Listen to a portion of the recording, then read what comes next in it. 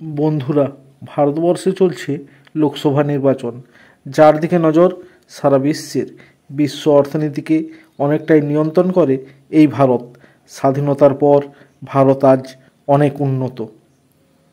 জাতি, ধর্ম, সামাজিক শ্রেণী বা অর্থনৈতিক অবস্থান নির্বিশেষে 18 বছরের বেশি বয়সী সমস্ত ভারতীয় নাগরিক ভারতীয় সংবিধানের অধীনে ভোট দেওয়ার অধিকারী।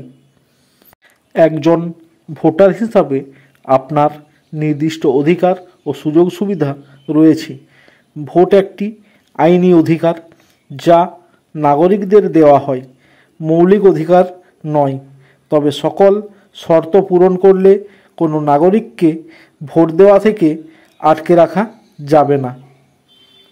এদেশে প্রতিটি ভোটারের ফটো নির্বাচনী পরিচয়পত্র বা এপিক কার্ড থাকে, যা ভোটদান ছাড়াও বহু গুরুত্বপূর্ণ কাজে ব্যবহৃত হয়। প্রতিটি ভোটারের নির্বাচনে প্রার্থীদের সম্পর্কে তথ্য পাওয়ার অধিকার রয়েছে। রয়েছে ভোট না দেওয়ার অধিকারও। ভোট গ্রহণ কেন্দ্রে গিয়ে প্রার্থী পছন্দ না হলে আপনি নোটা বেছে নিতেই পারেন। আছে অসুস্থ, অশিক্ষিত, দিব্যাঙ্গ বা অন্য কোনো কারণে অসুস্থ, দুর্বল, তারা অনুরোধ সাপেক্ষে সরকারি আধিকারিকদের উপস্থিতিতে বাড়িতে থেকেই ভোটাধিকার প্রয়োগ করতে পারেন।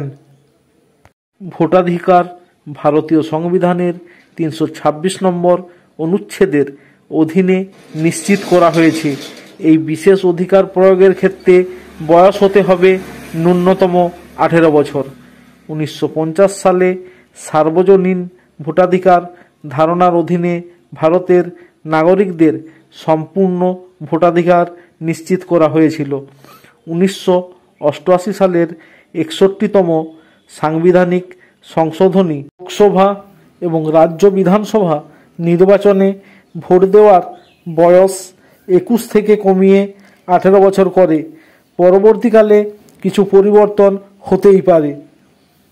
নিশ্চিন্ত মনে নির্ভয়ে নিজের পছন্দের প্রার্থীকে ভোট দিন। ভোটদানে বিরত থাকবেন না, কারণ আপনার একটি ভোটের মূল্য অপরিসীম। হিংসা, দেশ ভুলে প্রতিটি ভোটারকে ভোট দেওয়ার অনুরোধ রইল।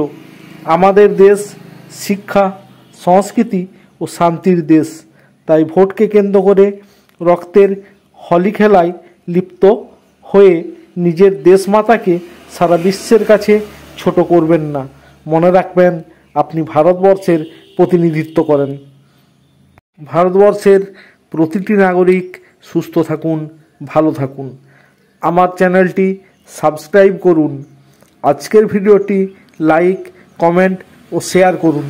জয় হিন্দ, ভারত মাতা কি জয়।